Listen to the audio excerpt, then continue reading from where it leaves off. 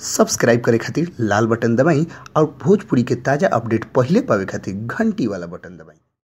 छपरा जिला भोजपुरी पर लोग के बहुत बहुत स्वागत बा। देखनी जेगा बीते दिन हमनी के न्यूज चैनल के माध्यम से लोग बीच बतौले रहनी सन कि नया हीरोइन के एंट्री जिला चंपारण से करा दिले बना। जी हाँ, लोग के पता होगा कि चाहिए कि भोजपुरी के सुपरस्टार खेसारी लाल यादव बीते दिन एगो नया हीरोइन के एंट्री दिले बना जिला चंपारण में। तो भाई पवन सिंह भी कैसे पीछे रह सकता है। पवन सिंह भी नया हीरोइन के एंट्री दिले बना कौना फिल्म में। तो लोग के बता दी उनकर फिल्म एगो हाल में ट्रेलर रिलीज हो गई है जौना के लागे वाला बाटे फिल्म ईद के शुभ अवसर पर।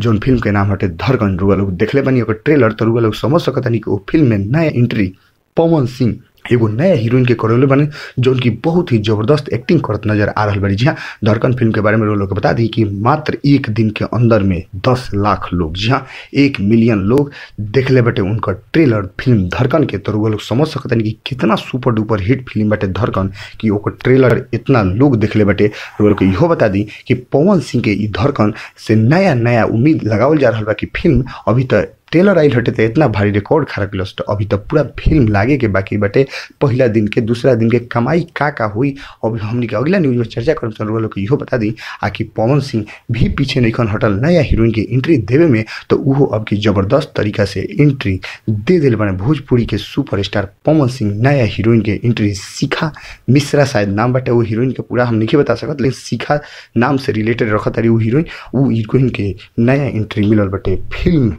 धड़कन में। जी हाँ, भोजपुरी के ताजा तरीन खबर वो लोग बीच ऐसे ही बस लाल बटन दबा के सब्सक्राइब करिए और घंटी वाला बटन दबा के सबसे तेज अपडेट पाई। धन्यवाद।